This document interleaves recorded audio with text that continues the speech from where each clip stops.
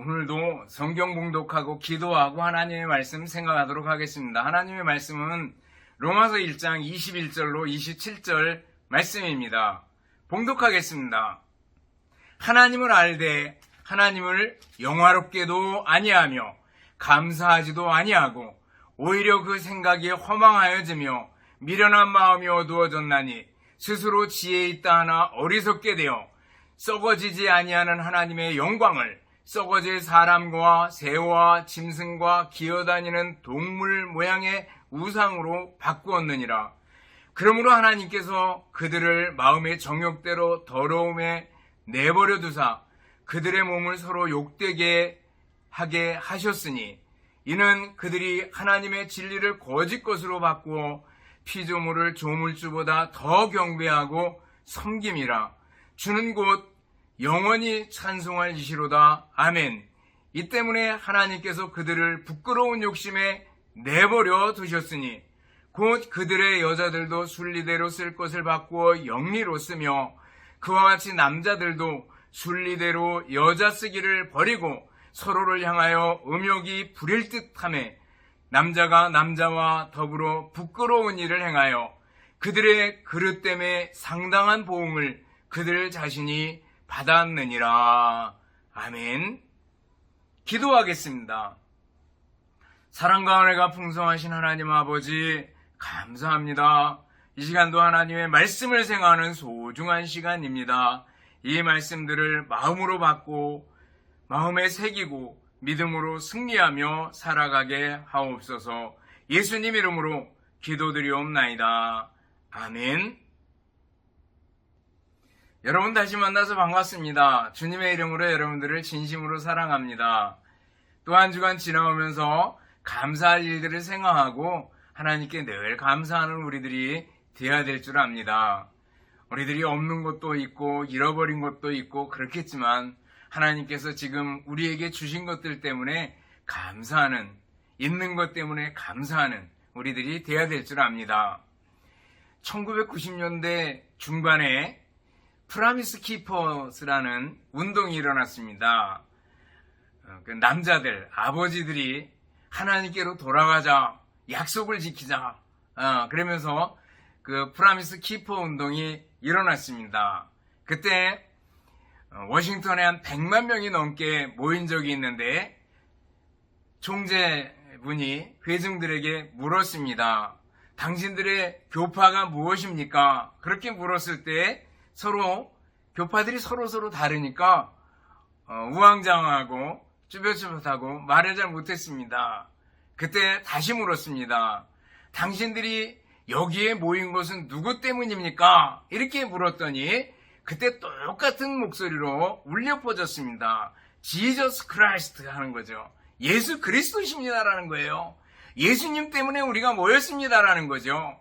여러분들, 우리들이 함께 모여 예배드리고 말씀을 듣고 그리고 흩어져 생활하고 그 중심에 누가 계셔요? 바로 예수님, 예수 그리스도께서 계시다라는 거예요. 바울사도는 복음을 설명하고 있습니다. 로마서 들어가면서. 그러면서 그 복음의 바로 핵심에 예수님이 계시다라는 거죠. 예수님, 오직 예수님. 예수님만 바라보고 예수님만 의지하고 예수님만 따라야 된다라는 것을 얘기해주고 있습니다. 그러면서 복음에 대해서 설명하려니까 당연히 죄에 대해서 설명해야 됩니다. 인간은 죄인이고 하나님의 무서운 진노 아래 있다. 그리고 그 하나님의 무서운 진노를 어느 누구도 핑계할 수 없다라는 것을 얘기해주고 있습니다. 그러면서 인간의 죄들에 대해서 설명해 줍니다. 하나님께 대한 불경건과 그리고 이웃에 대한 불의가 죄다라는 거죠. 그러면서 좀 더 구체적으로 들어가게 됩니다. 오늘 본문에 보면 인간이 어떤 상태에 있는가라는 것을 보고 인간에 있는 대표적으로 하나님이 정말 싫어하는 죄를 두 가지를 언급해 주고 있습니다. 그리고 다음 시간에 넘어가면서 죄의 목록들이 쭉 나오게 되는 걸 볼 수가 있습니다. 인간은 죄인이다라는 거예요. 근데 보면은요, 하나님의 무서운 진노, 핑계할 수 없다. 그리고 인간은 죄인이다 라는 걸 생각하면 굉장히 무겁지 않습니까? 그러나 바울사도가 의도하는 바가 있습니다. 그것은 누구예요? 바로 예수님입니다. 계속 예수님으로 다가가고 있는 것을 볼 수가 있어요. 그럼 먼저 오늘 본문을 통해서 인간의 상태가 어떤가라는 걸 살펴볼 수 있습니다. 미련하고 어리석다라는 걸 오늘 본문에 얘기해주고 있습니다. 우리 인간이 어떤 상태에 있는가? 21절 하반절을 보면요. 그 생각이 허망하여지며 미련한 마음이 어두워졌나니 스스로 지혜 있다 하나 어리석게 되어 이렇게 말씀하고 있습니다. 여기 좀 더 구체적으로 보면은요. 첫 번째는 인간의 생각이 허망하게 되어 이렇게 얘기하고 있어요. 생각이 허망하게 되었대요. 생각이라는 것은 인간의 정신작용 아니겠어요? 그런데 하나님이 없다 라고 얘기하면서 하나님을 배제하고 나니까 인간의 생각이, 인간의 정신작용이 온통 헛된 생각, 망상에 그치고 말았다. 오류를 범할 수밖에 없다라는 것을 얘기해주고 있습니다.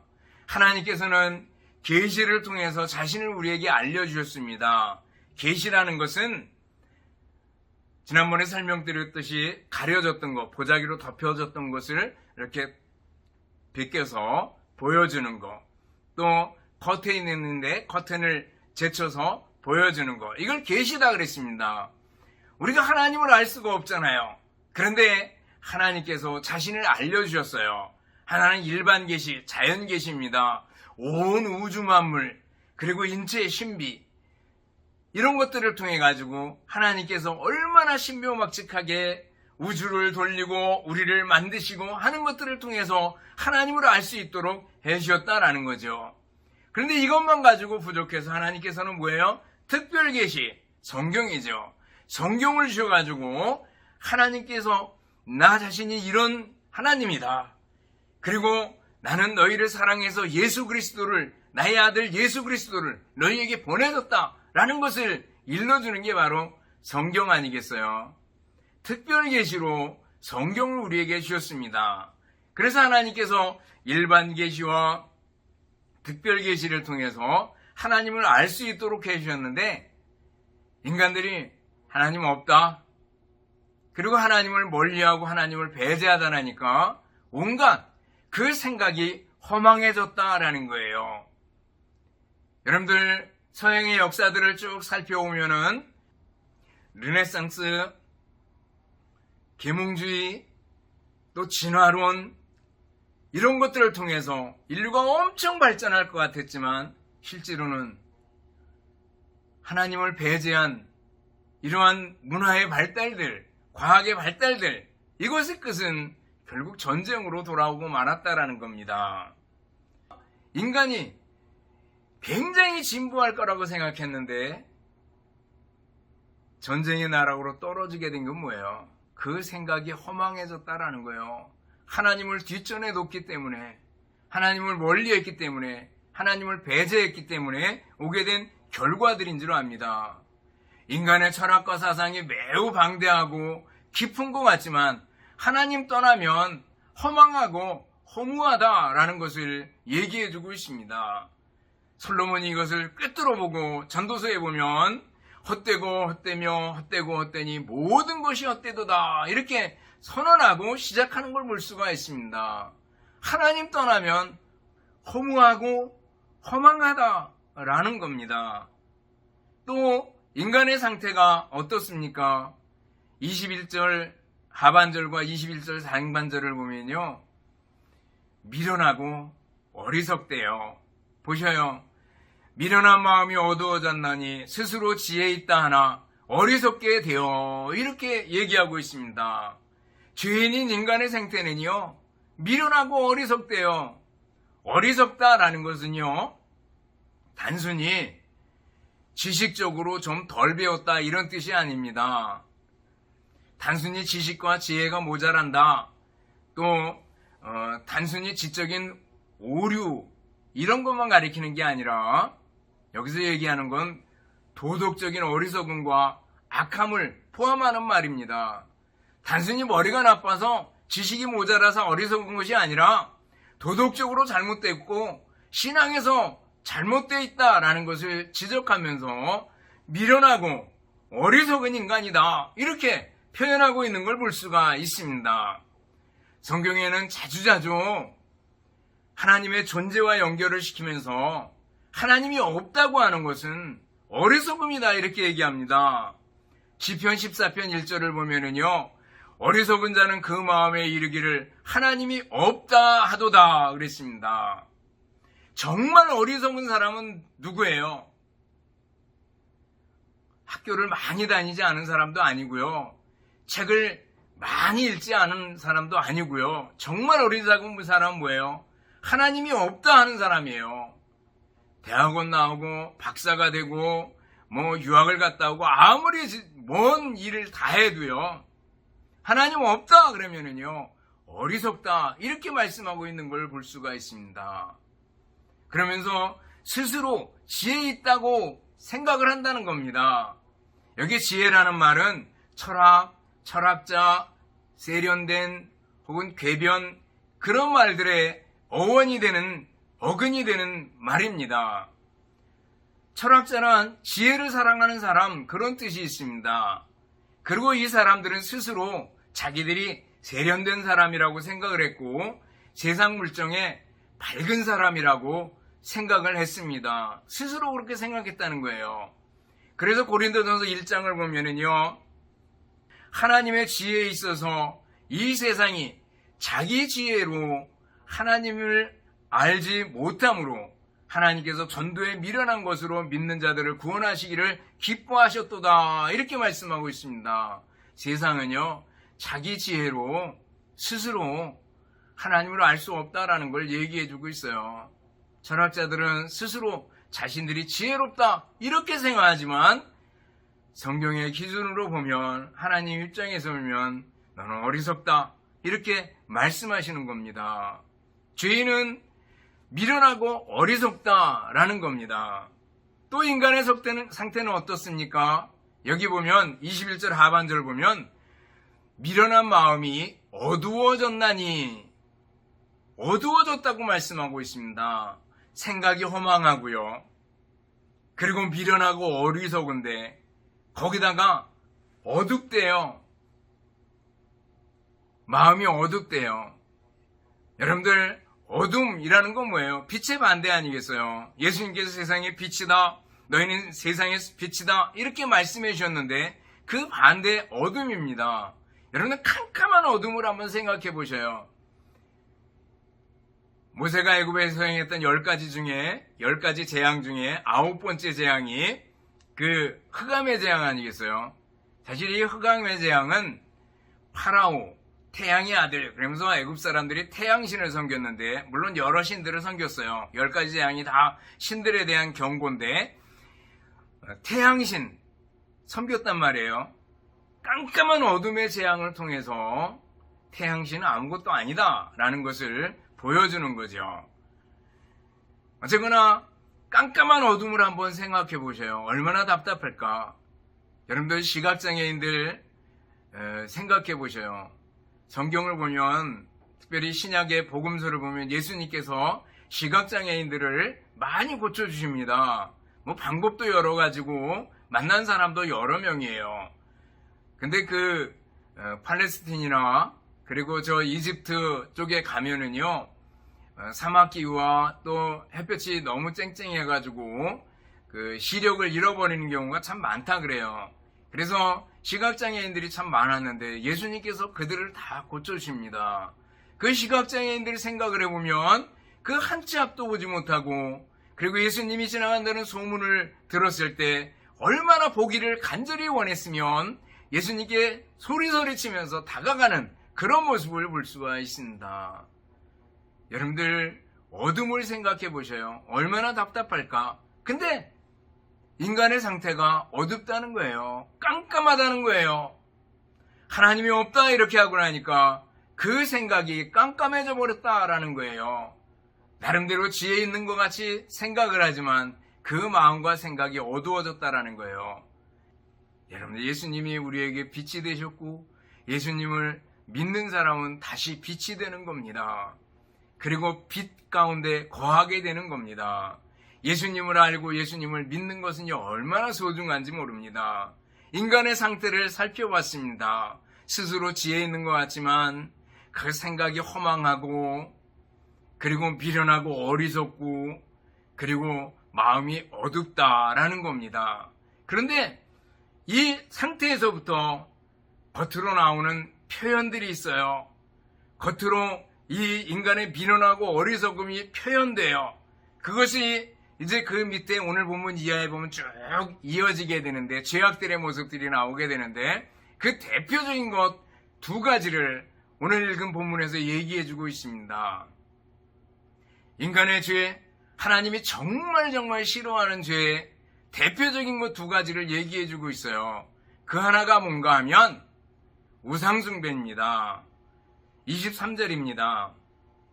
썩어지지 아니하는 하나님의 영광을 썩어질 사람과 새와 짐승과 기어다니는 동물 모양의 우상으로 바꾸었느니라. 하나님의 영광을 썩어진 사람의 모습으로 바꿨다는 거예요. 그리스 로마 신화를 보셔요. 다 제우스, 헬라, 그 신들이 있잖아요. 그 신들을 보면 다 사람의 모양으로 바꿔놔가지고 사랑하고 미워하고 분노하고 복수하고 이런 모습들을 볼 수가 있습니다. 하나님의 모습을, 하나님의 영광을 사람의 모습으로 바꿔놓은 거죠. 그리고 동물들의 모습으로 바꿔서 섬기는, 인도의 힌두교만 봐도 그 범신론이고, 그리고 그 동물들을 섬기는 그런 모습들을 보게 되잖아요.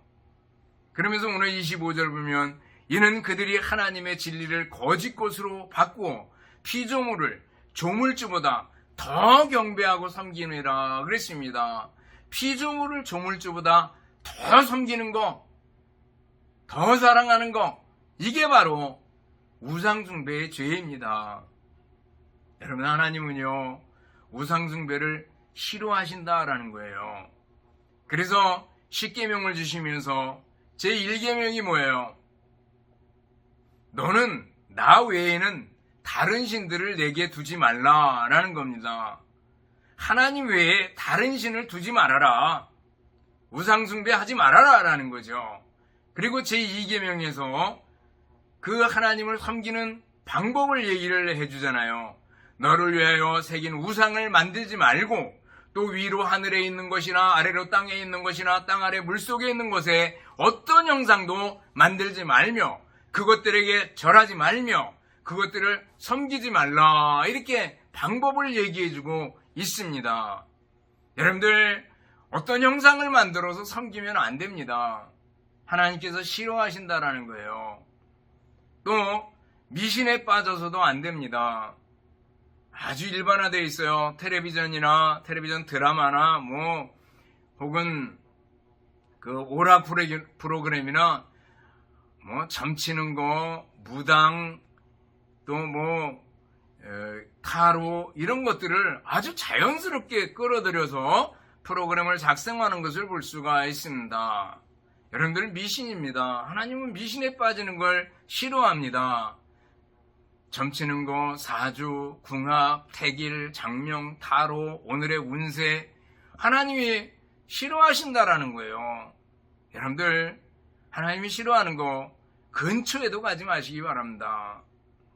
학교에 있을 때 가르쳤던 한 여학생이 학교 안에 있는 교회에 나오기도 했었는데, 얼마 전에 우리 아이들을 통해서 소식을 들으니까 무당이 됐대요. 신내림을 받았대요. 저는 굉장히 마음이 언짢았습니다. 그리고 마음이 무거웠습니다. 내가 가르쳤었는데, 그리고 우리 교회에 나왔었는데 왜 그렇게 됐을까? 그러면서 기도했습니다. 하나님, 불쌍히 여겨주옵소서, 이렇게 기도했습니다. 여러분들, 무당, 신내림, 하나님이 싫어하셔요. 다 마귀의 장난 아니겠어요? 또 기독교인들이 이렇게 제사를 드리지 않습니다. 제사 문제가 나오면 굉장히 민감할 수 있습니다. 그러나 사람이 죽으면 그 영혼이 중천에 떠돌아다니면서 귀신이 되는 게 아니라 죽으면 누구나 하나님 앞에 서야 되는 겁니다. 흙으로 돌아가며 영혼은 하나님 앞에 가게 되는 것을 볼 수가 있습니다. 누구든지 하나님의 존전에 심판대 앞에 서야 된다라는 것을 성경은 얘기해주고 있습니다. 그렇기 때문에 우리는 죽은 시신 앞에 절하지 않습니다. 또 제사 지내지 않습니다. 여러분들 제사 문제가 나오면 굉장히 민감하겠지만 1세대 그리스도인들은요 굉장히 제사 문제 때문에 박해를 많이 받고 집에서 쫓겨난 분도 많았습니다. 그렇지만 그분들은요 나머지 일에서는요 모든 가정 대소사에 있어 정말 열심히 도왔고 앞장서서 했고 지혜롭게 행동했습니다. 여러분들 그런 면에서 부모님들 죽어서 제사를 잘 지낸 거 이것이 문제가 아니라 살아계실 때 최선을 다해서 봉양하고 섬기고 하는 것이 중요한 줄 압니다. 직접 우리가 우상을 만들어 섬기거나 미신에 빠지거나 이렇게 하지 않는다 하더라도 하나님 대신에 더 섬기고 더 사랑하는 것이 있다면 우상이 될 수 있습니다. 대표적인 것이 돈입니다. 배금주의 그러잖아요. 돈을 숭배할 수 있습니다. 돈 많은 사람도 돈만 있으면 돼. 돈 없는 사람도 돈만 있으면 돼. 이런 생각을 가질 수 있습니다. 그러나 돈을 우선시해서는 안 됩니다. 돈은 하나님께서 우리에게 관리하라고 주신 것이지 섬김의 대상이 아니다라는 거예요. 자식도 잘못하면 섬김의 대상이 될 수 있는데 인생의 전부를 다 걸어버리는 사람들이 있는데 그래서는 안 됩니다. 자식도 하나님께서 내게 관리하도록 주신 그리고 잘 양육하도록 주신 선물입니다. 먼저 하나님입니다. 그리고 나서 우리가 열심히 돈을 벌고 그리고 자녀를 양육하고 하는 것 책임 있게 감당하는 거 너무나 중요한 줄 압니다. 하나님은 우상숭배를 싫어하신다라는 거예요. 여러분들 이 싫어하는 것에서 떠날 수 있기를 바랍니다. 또 하나 오늘 본문에 보면 동성애에 관한 문제가 나옵니다. 24절입니다. 그러므로 하나님께서 그들을 마음의 정욕대로 더러움에 내버려 두사 그들의 몸을 서로 욕되게 하셨으니 26절입니다. 이 때문에 하나님께서 그들을 부끄러운 욕심에 내버려 두셨으니 곧 그들의 여자들도 순리대로 쓸 것을 받고 영리대로 쓰며 27절 그와 같이 남자들도 순리대로 여자 쓰기를 버리고 서로 향하여 음욕이 부릴 듯하며 남자가 남자와 더불어 부끄러운 일을 행하여 그들의 그릇 때문에 상당한 보응을 그들 자신이 받았느니라 이렇게 말씀하고 있습니다. 앞으로 로마에서 1장에 죄의 목록들이 쭉 이어져서 나오겠지만 여기서 먼저 짚어주는 게 뭐예요? 인생안이 성적으로 도덕적으로 타락하면 빠지는 게 있는데 바로 동성애다라는 거예요. 하나님은요 동성애를 싫어하셔요. 그래서 바울사도는 죄의 목록 중에서 제일 앞에 이렇게 많은 부분을 할애해서 집어넣은 줄 압니다. 지금 우리나라 국회에서 차별금지법이 통과되기 거의 직전까지 왔는 줄 압니다. 차별금지법, 성경에서는 차별을 금하고 있어요. 유대인이나 헬라인이나 남자나 여자나 차별하면 안 된다라는 것을 분명히 얘기해주고 있습니다. 그런데 동성애자들, 소위 성소수자들이라는 아주 잘 화장된 표현을 쓰면서 그걸 용납하지 않으면 차별이라고 생각하는데 생각해보면요 그들을 용납해주면 역차별이 생길 수 있는 것을 볼 수가 있습니다. 차별법, 차별금지법 통과하면 안 되는데 통과되기 직전에 와 있습니다. 거기엔 동성애를 수용해야 된다. 동성애에 대해서 함부로 말하면 안 된다라는 것을 얘기해주고 있습니다. 동성애에 관해서 말하면 이제 점점 입을 막아야 되는 그런 시대가 올 거라고 생각이 됩니다. 그런데 중요한 것은요, 하나님이 동성애를 싫어하신다라는 거예요.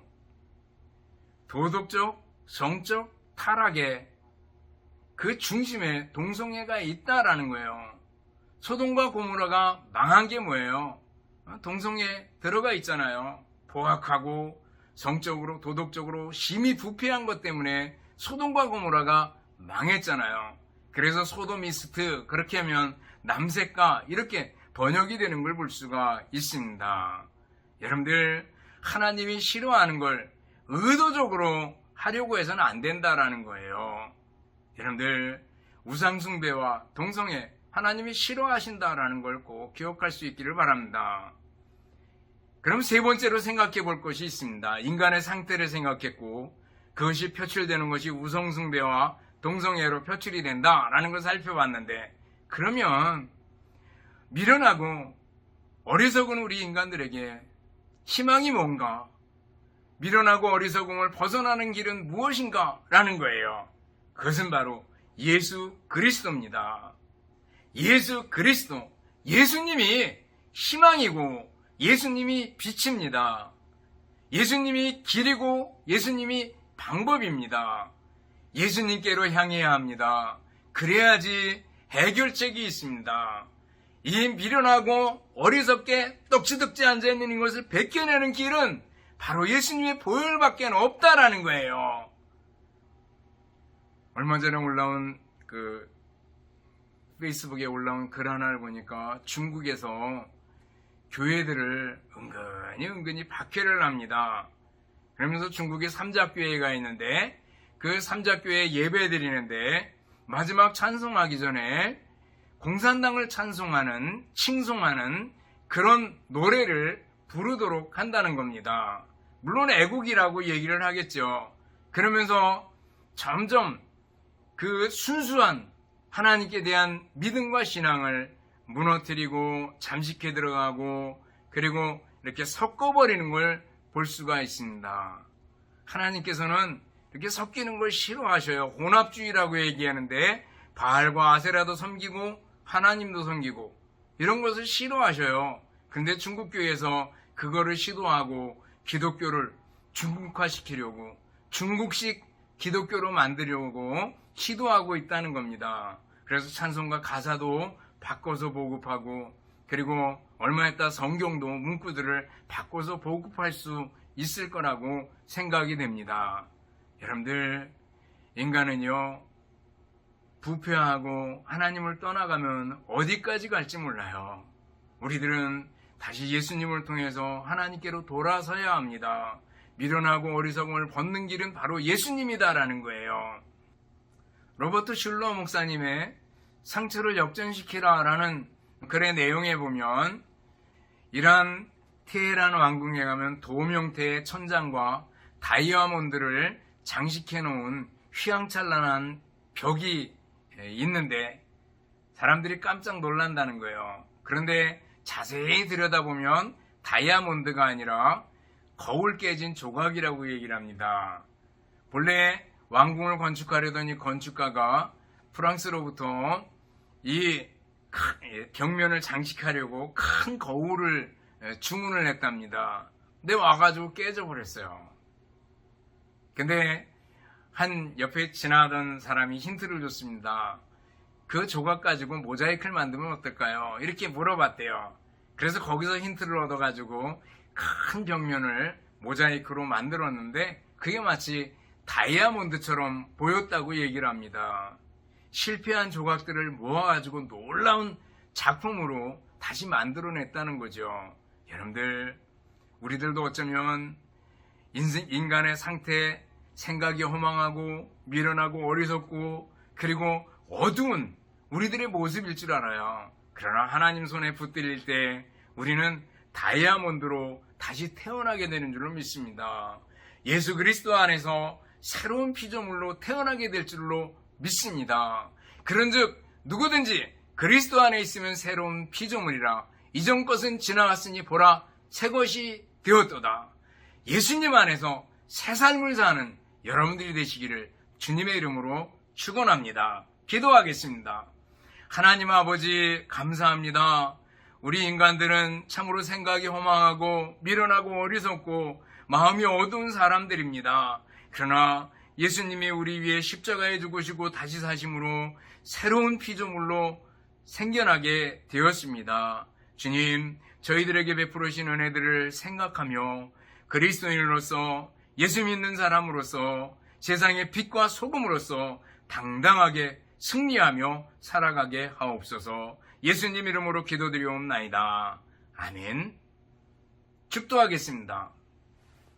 이제는 우리 주님 예수 그리스도의 은혜와 하나님 아버지의 극진하신 사랑하심과 성령님의 교통하시며 인도하심이 함께 모여 예배드리며 말씀 듣는 우리 성도들 머리머리 위에와 가정들 위에 주님의 몸된 교회와 우리나라 민족 위에 이제로부터 영원토록 함께 있을지어다. 아멘.